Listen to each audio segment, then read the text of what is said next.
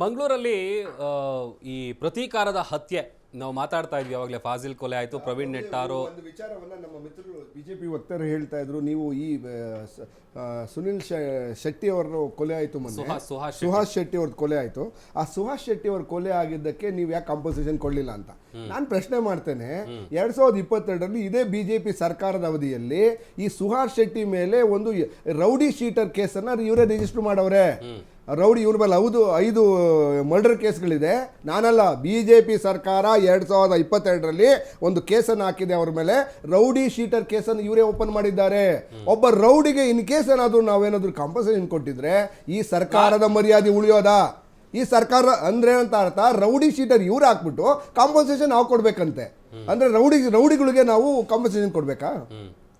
Rowdy sheet ಹಾಕಿರೋ ನೀವು ಹಂಗಾರೆ ಬದುಕಕ್ಕೆ ಅವಕಾಶನೇ ಇಲ್ವಾ? ಹಂಗಾರೆ ಬದುಕಕ್ಕೆ ಅವಕಾಶ ಬೇರೆ, ರಕ್ಷಣೆ ಇಲ್ವಾ? ಆತನಿಗೆ ರಕ್ಷಣೆನೇ ಕೊಡಲ್ವಾ? ಹಂಗಾರೆ ಒಂದ್ ನಿಮಿಷ, ನೀವು ರಕ್ಷಣೆನೇ ಕೊಡಲ್ವಾ? ಹಂಗಾದ್ರೆ ಆತನಿಗೆ ಒಂದ್ ನಿಮಿಷ ನೋಡಿ, ನಾವು ಸರ್ಕಾರ ಇಂಡಿವಿಜುವಲ್ ಆಗಿ ಪ್ರತಿಯೊಬ್ಬನಿಗೂ ಸರ್ ರಕ್ಷಣೆ ಕೊಡ್ತೀವಿ. ನಾವು ಕೊಡ್ತಿಲ್ಲ. ಆತ ಸೊತ್ತಲ್ಲ, ಆತನ ಕುಟುಂಬ ಏನಾಗಬೇಕು? ಆತನ ಕುಟುಂಬ ರೋಡ್ ಒಂದು ವಿಚಾರ ಹೊರಗಡೆ ಬಂದಿತ್ತು. ಏನು ಅಂತ ಅಂದ್ರೆ, ಪೊಲೀಸ್ ಅವರು 1 ತಿಂಗಳಿಂದ ಅವರ ವೆಹಿಕಲ್ ನ ಚೆಕ್ ಮಾಡ್ತಾ ಇದ್ರು, ಯಾವ್ದು ವೆಪನ್ಸ್ ಇಟ್ಕೋಬಾರ್ದು ಅಂತೇಳಿ ಹೇಳ್ತಾ ಇದ್ರು ಅನ್ನುವಂತ ವಿಚಾರ ಚರ್ಚೆ ಆಗಿತ್ತು. ಹೌದು, ರೌಡಿ ಶೀಟರ್ಗಳಿಗೆ ಹೆಂಗ್ ಟ್ರೀಟ್ ಮಾಡ್ತೀರಿ ನಾವು? ನೀವು ನೋಡಿದ್ದೀರಾ? ಅದೇ 1 ತಿಂಗಳ ಹಿಂದೆ ಇಡೀ ಸೋಷಿಯಲ್ ಮೀಡಿಯಾದಲ್ಲಿ ಈತನ ಹತ್ಯೆ ಮಾಡ್ತೀವಿ ಅನ್ಬಿಟ್ಟು ಒಂದು ಪೋಸ್ಟ್ ಕ್ರಿಯೇಟ್ ಮಾಡ್ತಾರೆ. ಇಂಟೆಲಿಜೆನ್ಸ್ ಏನಾಯ್ತು? ಆಲ್ರೆಡಿ 1 ತಿಂಗಳಿಂದನೇ ಬಿಟ್ಟು ಇಡೀ ಇನ್ಸ್ಟಾಗ್ರಾಮ್ ಅಲ್ಲಿ, ಇಡೀ ಸೋಷಿಯಲ್ ಮೀಡಿಯಾದಲ್ಲಿ ಎಲ್ಲ ಕಡೆ ಹರಿದಾಡ್ತು. ಆತನಿಗೆ ಯಾಕೆ ರಕ್ಷಣೆ ಕೊಟ್ಟಿಲ್ಲ? ಪ್ರಭುದೇವರೇ, ಯಾಕೆ ಕೊಟ್ಟಿಲ್ಲ? ಸರ್ಕಾರ ವಿಫಲ ಅಲ್ವಾ? ಹೋಮ್ ಮಿನಿಸ್ಟರ್ ಏನ್ ಮಾಡ್ತಿದ್ದಾರೆ? ಹೋಮ್ ಮಿನಿಸ್ಟರ್, ಪೊಲೀಸ್ ಇಲಾಖೆ ಏನ್ ಮಾಡ್ತಿದೆ? ಇಂಟೆಲಿಜೆನ್ಸ್ ಇಲಾಖೆ ಏನ್ ಮಾಡ್ತಿದೆ? ಆತ ಸೊತ್ತಲ್ಲ, ಆ ಕುಟುಂಬಕ್ಕೆ ನ್ಯಾಯ ಕೊಡ್ಸೋರು ಯಾರು? ಆಯ್ತು. ನೀವು ಇಷ್ಟು ಕೂಗನ ನೀವು ಮಂಗಳೂರಲ್ಲಿ ಮಾಡಿಬಿಟ್ಟಿದ್ರೆ ಇವತ್ತು ನಿಮ್ಮ ಸಾವು ನೋವುಗಳನ್ನು 28 ಈಡಿಗ ಸಮುದಾಯದ, ಬಿಲ್ಲವ ಸಮುದಾಯದ ಯುವಕರು ಸತ್ತಿದ್ದಾರೆ. ಅಲ್ಲಿ ಯಾರೇ ಅಪ್ಪರ್ ಕ್ಯಾಸ್ಟ್ ಅವ್ರು ಯಾರು ಸತ್ತಿಲ್ಲ ಇಲ್ಲಿವರೆಗೂ. ಈ ಸೀನಿಯರ್ ಲೀಡರ್ಗಳ ಮಕ್ಕಳುಗಳು ಅಮೇರಿಕ ದೊಡ್ಡ ಇದರಲ್ಲಿ ಬೆಂಜು ಕಾರಲ್ಲಿ ಓಡಾಡ್ಕೊಂಡು ಬಿಸ್ನೆಸ್ ಮಾಡ್ಕೊಂಡು ತಿರುಗ್ತಾವ್ರೆ. ಅದೇ ಬಡವರು ಮತ್ತು ಹಿಂದುಳಿದ ವರ್ಗದ ಮಕ್ಕಳನ್ನ ಬೀದಿಗೆ ತ್ರಿಶೂಲ ಕೊಟ್ಟು ಜಗಳ ಮಾಡಿ ಅಂತ ಕಳಿಸ್ತಾರೆ. ನಿಮಗೆ ಈ ಬಿಜೆಪಿ ಅವರಿಗೆ ನಿಜವಾಗ್ಲೂ ನಾಚಿಕೆ ಮಾನ ಮರ್ಯಾದೆ ಇದ್ರೆ ಈ ಹಿಂದುಳಿದ ವರ್ಗದವರನ್ನ ನೀವು ರಾಜಕೀಯಕ್ಕಾಗಿ, ರಾಜಕೀಯ ಲಾಲಸಗಾಗಿ ಉಪಯೋಗಿಸ್ಕೊಳ್ಳೋದನ್ನ ಬಿಡಬೇಕು. ನೀವು ಏನು ಮಾಡ್ತಾ ಇದ್ದೀರಾ? ನೀವು ಆಯ್ತು, ನಿಮ್ಮ ಮಕ್ಕಳುಗಳನ್ನೆಲ್ಲ ಅಮೆರಿಕ, ಬ್ರಿಟನ್ನು, ಲಂಡನ್ನು, ಬೇರೆ ಬೇರೆ ರಾಜ್ಯಗಳ ದೇಶಗಳಿಗೆ ಕಳಿಸಿ ನಿಮ್ಮ ಬಡವರ ಮಕ್ಕಳನ್ನ ಮಾತ್ರ ಬೀದಿಗೆ ಬೀಳ್ತಿದಾರಲ್ಲ, ನಿಮ್ಗೆ ನಾಚಿಕೆ ಆಗಲ್ವಾ? ನೀವು ರಕ್ಷಣೆ ಕೊಡೋದಾದ್ರೆ ಫಸ್ಟ್ ನಿಮ್ಮ ಮಕ್ಕಳನ್ನ ಕರ್ಕೊಂಡು ಬನ್ನಿ ಸ್ವಾಮಿ. ಬಡವರ ಮಕ್ಕಳು ಬೇಕಾ ನಿಮ್ಗೆ? ಶ್ರೀಮಂತರ ಮಕ್ಕಳು, ಈ ನಾಯಕರ ಮಕ್ಕಳು ಯಾವ 1 ದಿನ ಬಂದು ಒಂದ್ ನಿಮಿಷ ಮಾತಾಡೋಣ. ನಾನು ಕೇಳ್ತಾ ಇರ್ತಕ್ಕಂಥ ಬಿಜೆಪಿ ನಾಯಕರ ಯಾರ ಮಕ್ಕಳು, ಆರ್ ಅಶೋಕರ ಮಕ್ಕಳಾಗಲಿ, ಅಥವಾ ಯಡಿಯೂರಪ್ಪನ ಮೊಮ್ಮಕ್ಕಳಾಗಲಿ, ಅಥವಾ ಇನ್ನು PC ಮೋಹನ್ ಅವ್ರ ಮಗ ಆಗಲಿ, ಇನ್ನು ಹಲವಾರು ನಾಯಕರಿದ್ದಾರಲ್ಲ, ಇಲ್ಲಿ ಬಾಯ್ ಬಡ್ಕೊಂತಾರಲ್ಲ, ಶೋಭಾ ಕರಂದ್ಲಾಜೆ ಅವರ ಅಣ್ತಮ್ಮದಿರಾಗಲಿ, ಸೊ ತೇಜಸ್ವಿ ಸೂರ್ಯನ ಅಣ್ಣನ ಮಕ್ಕಳಾಗಲಿ, ಅಥವಾ ಅವ್ರ ಸಂಬಂಧಿಕರಾಗಲಿ, ಯಾರಾದರೂ ಒಬ್ಬರು 1 ದಿನ ಬೀದಿಗೆ ಬಂದಿಲ್ದು ಬೀದಿನಲ್ಲಿ ಜಗಳಾಡಿರೋದು ನೋಡಿದ್ದೀರಾ? ಪ್ರೊಟೆಸ್ಟ್ ಮಾಡೋದು ನೋಡಿದ್ದೀರಾ? ಅವರೆಲ್ಲ ಅಮೇರಿಕ, ಲಂಡನ್ನು, ಬೇರೆ ಬೇರೆ ದೇಶದಲ್ಲಿ ಬೇರೆ ಬೇರೆ ಕಡೆ ಮಜಾ ಮಾಡ್ಕೊಂಡು ಇರಬೇಕು. ಬಡವರು ಮಕ್ಕಳು ಮಾತ್ರ ಇಲ್ಲಿ ಬೀದಿ ಹೆಣ ಆಗ್ಬೇಕಾ? ಯಾಕೆ ಈ ತಾರತಮ್ಯ ನಿಮ್ಮಲ್ಲಿ? ನಾನಲ್ಲ ಸ್ವಾಮಿ, ನಿಮ್ಮ ಬಿಜೆಪಿಲಿರೋ ವಿಚಾರ ಅಂತ ಹೇಳಿ. ಯಾಕೆ? ಆಯ್ತು, ತೋರಿಸಿ ತಾಕತ್ತಿದ್ರೆ ನಿಮಗೆ. ಬಿಜೆಪಿ ಅವರು ಏನಾದರೂ, ಬಿಜೆಪಿ ನಾಯಕರುಗಳು ತಮ್ಮ ಮಕ್ಕಳನ್ನು ಕರ್ಕೊಂಡು ಬೀದಿಗೆ ಬೀಳಿಸಿ, ಆಗ ನಾನು ನಿಮಗೆ ಉತ್ತರ ಕೊಡ್ತೇನೆ. ಯಾಕಂದ್ರೆ ನಿಮಗೆ ಯಾವ ನೈತಿಕತೆ ಸ್ವಾಮಿ? ಕೇವಲ ನೀವು ನಾಯಕರ ಮಕ್ಕಳು, ಶ್ರೀಮಂತರ ಮಕ್ಕಳುಗಳು ಫಾರಿನಲ್ಲಿ ಓದಬೇಕು, ಬಡವ್ರ ಮಕ್ಕಳುಗಳು ಮಾತ್ರ ಬೀದಿ ಹೆಣ ಆಗಬೇಕು ಅಂತಂದರೆ ಇದು ಯಾವ ತಾರತಮ್ಯ? ನಿಮ್ಮ ಯಾವ ಪುರುಷಾರ್ಥಕ್ಕೆ ನೀವು ಸರ್ಕಾರ ಪಕ್ಷವನ್ನು ನಡೆಸ್ತಾ ಇದ್ದೀರಿ? ನೀವು ನಿಮಗೆ ಕೇಳುವಂಥ ಯಾವ ನೈತಿಕತೆ ಇಲ್ಲ. ಯಾಕೆಂದರೆ ನೀವು ಬಡವರ ಹೆಣದ ಮೇಲೆ ರಾಜಕೀಯ ಮಾಡೋರು. ನೀವು ರಾಜಕೀಯ ಮಾಡೋದನ್ನು ಬಿಟ್ಬಿಟ್ಟು ಈ ರಾಜ್ಯಕ್ಕೆ ನಿಮಗೆ ವಿರೋಧ ಪಕ್ಷ ಕೆಲಸ ಮಾಡಬೇಕಿದ್ದು. ಈ ಒಳ ಜಗಳಗಳು ಯಾಕೆ ಮಾಡ್ಕೊಂಡು ಕೂತಿದ್ದೀರಾ? ಈ ತಿರಂಗ ಯಾತ್ರೆ ಮಾಡಿ ಬೇಡ ಅಂತ ಯಾರು ಹೇಳಿದವರು?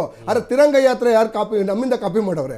ಕಾಂಗ್ರೆಸ್ ಸರ್ಕಾರ ಮಾಡ್ತಲ್ಲ ತಿರಂಗ ಯಾತ್ರೆನ, ಆ ತಿರಂಗ ಯಾತ್ರೆನ ಕಾಪಿ ಮಾಡ್ತಾವ್ರೆ. ಒಂದ್ಸರಿ ಹೇಳಿದ್ರು ಗ್ಯಾರಂಟಿ ಮಾಡಲ್ಲ ಅಂತ ಹೇಳಿ, ಗ್ಯಾರಂಟಿ ಇದು ಇಂಡಿಯಾ ಕರ್ನಾಟಕ ಏನಾದ್ರು ಗ್ಯಾರಂಟಿ ಕೊಟ್ಟರೆ ಪಾಕಿಸ್ತಾನ, ಬಾಂಗ್ಲಾದೇಶ ಆಗ್ಬಿಡ್ತದೆ ಅಂತೇಳಿ, ಶ್ರೀಲಂಕಾ ಆಗ್ಬಿಡ್ತದೆ ಅಂತ. ಯಾಕೆಂದರೆ ಇವ್ರ ಯೋಚನೆ ಇರೋದು, ಇವ್ರ ಕಾಂಪಿಟೇಷನ್ ಇರೋದು ಕೇವಲ ಇವರು BJP ಕಾಂಪೀಟ್ ಮಾಡೋದು ಎಲ್ಲಿ? ಪಾಕಿಸ್ತಾನ, ಶ್ರೀಲಂಕಾ, ಬಾಂಗ್ಲಾದೇಶ ಅವ್ರ ಮೇಲೆ ಮಾತ್ರ. ನಾವು ಯಾವಾಗಲೂ ಅಮೇರಿಕ, ಜರ್ಮನ್, ಲಂಡನ್ ಮೇಲೆ ಕಾಂಪೀಟ್ ಮಾಡ್ತೀವಿ. ಹಾಗಾಗಿ ನಾವು ಯಾವಾಗಲೂ ಈ ಪ್ರಾಬ್ಲಮೇ ಬರಲ್ಲ. ಸೊ ಇವತ್ತು ಇವರು ಕಾಂಪೀಟ್ ಮಾಡ್ತಾರಲ್ಲ, ಸೊ ಎಲ್ಲಿದ್ದೀರಿ ನೀವು? ಉತ್ತರ ಕೊಡಿ ಸ್ವಾಮಿ. ಅಲ್ಲ, ಈಗ ಮನೂರಿಗೆ ನಾನು ಕೇಳ್ತಿರೋದು ಅಂದ್ರೆ, ಈಗ ಬಣ ಬಡಿದಾಟದಿಂದ ಬಿಜೆಪಿಗೆ ಎಲ್ಲೋ ಒಂದ್ ಕಡೆ ಮುಳುವಾಗ್ತಿದೆ ಅನ್ನೋದು ಒಪ್ತೀರಾ ನೀವು? ಅಲ್ಲ, ಆಲ್ರೆಡಿ ಮುಳುವಾಗೋಗಿದೆ.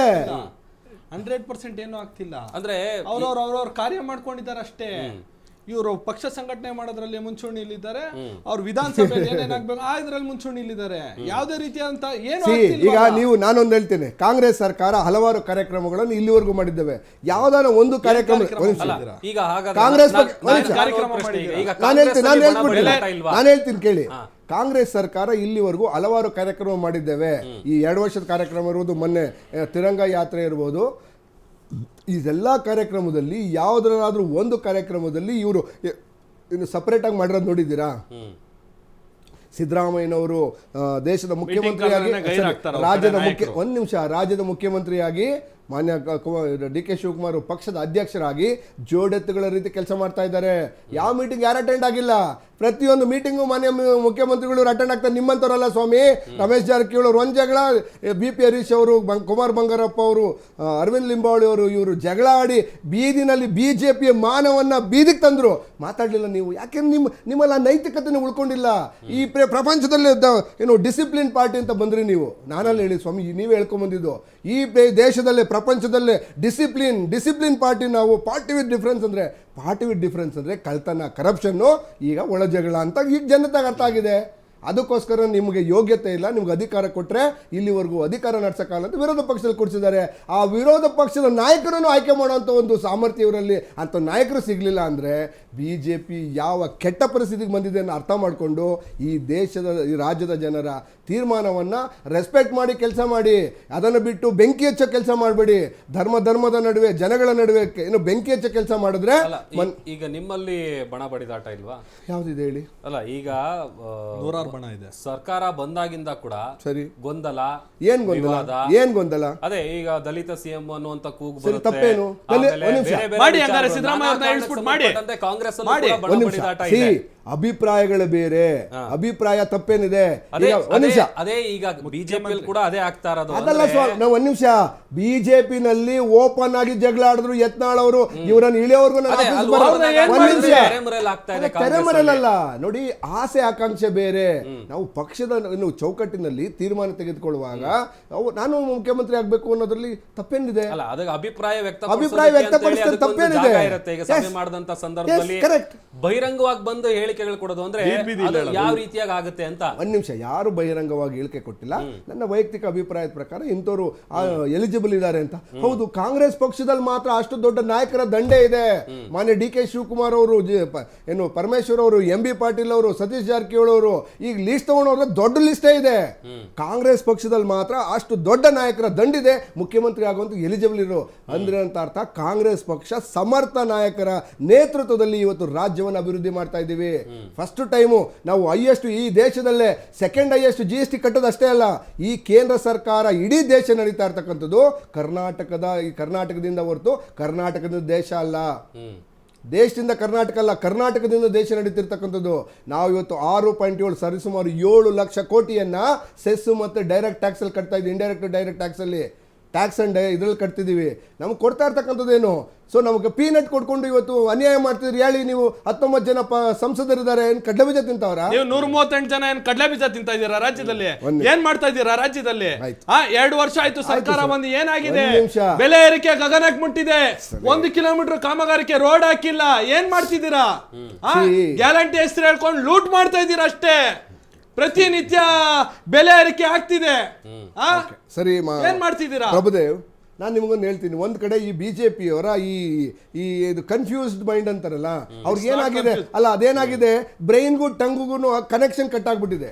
ಯಾಕೆ ಅಂತ ಹೇಳಿದ್ರೆ, ಅವರು ಒಂದ್ ಕಡೆ ಹೇಳ್ತಾರೆ ರಾಜ್ಯ ಸರ್ಕಾರದಲ್ಲಿ ದುಡ್ಡೆಲ್ಲ ಪೂರ್ತಿ ಗ್ಯಾರಂಟಿ ಕೊಟ್ಬಿಟ್ಟಿದ್ದೀರಾ, ಅಭಿವೃದ್ಧಿ ಆಗ್ತಾ ಇಲ್ಲ ಅಂತ ಒಂದ್ ಕಡೆ ಹೇಳ್ತಾರೆ. ಹಾಗಾದ್ರೆ ಅದು ನಿಜನೇ ಅಂತ ಅನ್ನೋದ್ರೆ ಕರಪ್ಷನ್ ಎಲ್ಲ ಬರ್ತದೆ. ಗ್ಯಾರಂಟಿ ಡೈರೆಕ್ಟ್ ಆಗಿ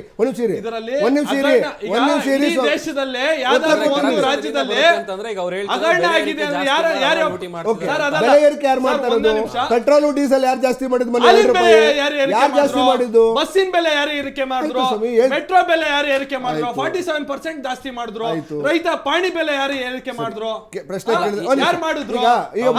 ಮನುಷ್ಯ ಹುಟ್ಟಿದ್ರು ಇದು ಜನನ ಪತ್ರಕ್ಕೆ ಏರಿಕೆ ಮಾಡಿದ್ರು, ಸತ್ರು ಮರಣ ಪತ್ರಕ್ಕೆ ಏರಿಕೆ ಯಾರು ಮಾಡಿದ್ರು? ನೋಡಿ ಸ್ವಾಮಿ, ಕಾಂಗ್ರೆಸ್ ಸರ್ಕಾರನೇ ಮಾಡಿರೋದು. ನೋಡಿ ಪ್ರಭುದೇವ್, ಈಗ ನಮ್ಮ ಬೆಲೆ ಏರಿಕೆ 3 ವಿಚಾರವನ್ನು ಹೇಳಿದ್ರು. ಇವ್ರು ನಾನು ಮೊದಲನೇ ಕೇಳ್ತೇನೆ, 4 ಇಡೀ ಕೇಂದ್ರ ಸರ್ಕಾರ ಕಳೆದ 10 ವರ್ಷದಲ್ಲಿ 50 ಲಕ್ಷ ಕೋಟಿ ಅಂದ್ರೆ ಸರಿಸುಮಾರು ಕರ್ನಾಟಕದ 13 ವರ್ಷದ ಬಡ್ಜೆಟ್ ಗಾತ್ರದಷ್ಟು ತೆರಿಗೆಯನ್ನ ಕೇವಲ ಫ್ಯೂಯಲ್ ಇಂದ ತಗೊಂಡಿದ್ದೀರಿ. ಈ ಸೆಸ್ ಇಂದ, ಫ್ಯೂಯಲ್ ಸೆಸ್ ಮತ್ತೆ ಇದರ ವ್ಯಾಟ್ ಇಂದ ಕೇಂದ್ರ ಸರ್ಕಾರ ತಗೊಂಡಿದ್ದೀರಿ, ಅದನ್ನು ವಾಪಸ್ ಕೊಟ್ಟಿಲ್ಲ. ಅದು ಉತ್ತರ ಕೊಡಿ ಯಾಕೆ ಇನ್ನೂ ಕೊಟ್ಟಿಲ್ಲ ಅಂತ ಹೇಳಿ. ಎರಡನೇದು, ಈಗ ನೀವು ಪ್ರಶ್ನೆ ಕೇಳಿದ್ರಿ ನಮ್ಮನ್ನ, ಓಕೆ ಏನನ್ನ ಇದಕ್ಕೆ ಇದನ್ನ ಜಾಸ್ತಿ ಮಾಡಿದ್ದೀರಿ ಅಂತ ಹೇಳಿ, ಬಸ್ಸನ್ನ. ಸ್ವಾಮಿ, ಬಸ್ಸನ್ನ ನಾವು ಜಾಸ್ತಿ ಮಾಡಿರ್ತಕ್ಕಂಥದ್ದು ಇದೇ ಅಶೋಕ್ ಅವರು ಎಷ್ಟು 7 ಬಾರಿ ತಮ್ಮ ಅಧಿಕಾರದ ಅವಧಿಯಲ್ಲಿ 7 ಬಾರಿ ಮಾಡಿದ್ರು. ಬಂದ ಮೇಲೆ ಇದು ಜಾಸ್ತಿ ಆಗಿದೆ. ಒಂದ್ ನಿಮಿಷ, ಗ್ಯಾರಂಟಿ ಯೋಜನೆ ಫ್ರೀ ಆಗಿ ಕೊಡ್ತಾರೆ, ಇನ್ನೊಂದ್ ಕಡೆ ಕಿತ್ಕೋತಾರೆ. ಸರಿ ಪ್ರಭುದೇವ್ ಅವರೇ, ನೀವೊಂದು ಸರ್ಕಾರ, ನಮ್ಮ ಸರ್ಕಾರ ಬಂದಾಗ ಇನಿಷಿಯಲ್ ಡೇಸ್ ಅಲ್ಲಿ ನಾವು ಗ್ಯಾರಂಟಿ ಕೊಟ್ಟಾಗ ನೀವೆಲ್ಲ ತೋರಿಸ್ತಿದ್ರಿ ಗುಜ್ರಿ ಗಾಡಿಗಳು ಅಂತ. ಗುಜ್ರಿ ಗಾಡಿಗಳು ಅಂತ ತೋರಿಸಿದಿರಲ್ಲ.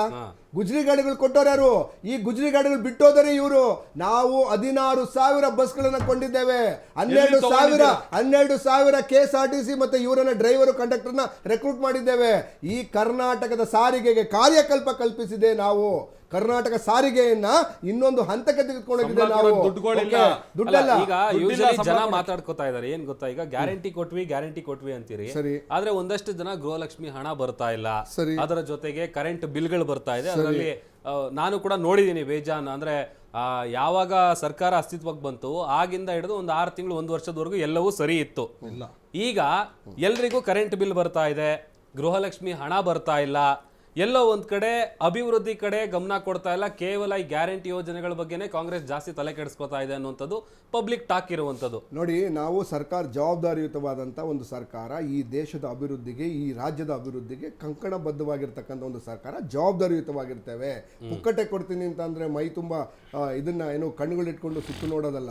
ಓಕೆ, ಸೊ ನಾವ್ ಹೇಳ್ತಿರ್ತಕ್ಕಂಥದ್ದು, ಈಗ ನಾವು ಎಲೆಕ್ಟ್ರಿಸಿಟಿ ಏನ್ ಕೊಟ್ಟಿದ್ವಿ, ನೀವೇ 1 ವರ್ಷ ಹಿಂದಿನ ವರ್ಷ ನಾವು ಗ್ಯಾರಂಟಿ ಲಾಂಚ್ ಮಾಡೋದಕ್ಕಿಂತ ಮೊದಲು, ಅಂದ್ರೆ ಏನು ಗ್ಯಾರಂಟಿ ಇಲ್ಲದೆ ಇರ್ತಕ್ಕಂಥ ಸಂದರ್ಭದಲ್ಲಿ 1 ವರ್ಷ ಕಂಟಿನ್ಯೂಸ್ ಆಗಿ ಯಾವ್ದಾನ ಅವರೇಜ್ ಎಷ್ಟು ಯೂಸ್ ಮಾಡಿರ್ತೀರೋ ಅದ್ರಲ್ಲಿ ಅವರೇಜ್ ತಗೊಂಡು ಕೊಟ್ಟಿದ್ದೀವಿ. ಅಂದ್ರೆ ಏನಂತ ಅರ್ಥ, ಒಬ್ಬ ವ್ಯಕ್ತಿ ಅಥವಾ ಒಂದು ಕುಟುಂಬ ಉಪಯೋಗಿಸುವಂತ ಮ್ಯಾಕ್ಸಿಮಮ್ ಪ್ಲಸ್ 10% ಅಂತ ಆಡ್ ಮಾಡಿಕೊಟ್ಟಿದ್ದೀವಿ.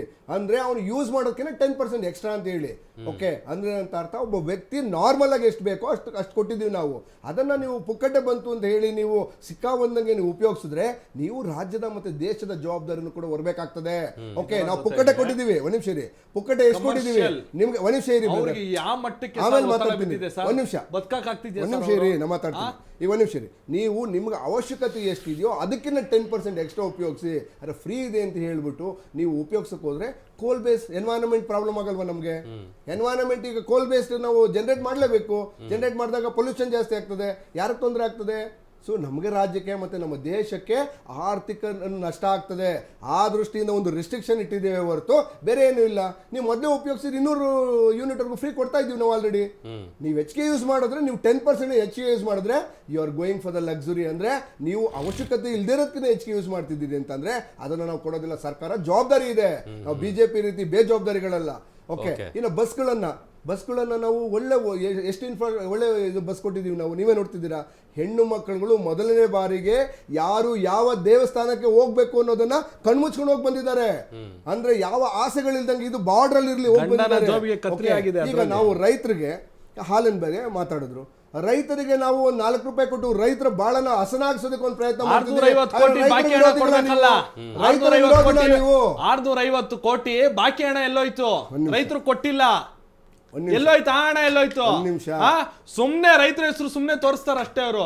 ರೈತರಿಗೆ ರಾಜ್ಯದಲ್ಲಿ ಯಾವುದೇ ರೀತಿ ಅಂತ ಉಪಯೋಗ ಆಗ್ಲಿಲ್ಲ. ಕೇಂದ್ರ ಸರ್ಕಾರದಿಂದ ಬರಬೇಕಾಗಿರುವಂತ ಹಣ ಆ ವಿಚಾರ ಕೂಡ ಚರ್ಚೆ ಆಗಿತ್ತು. ನಾನು ಮತ್ತೆ ಮಾತಾಡ್ತೀನಿ ಒಂದು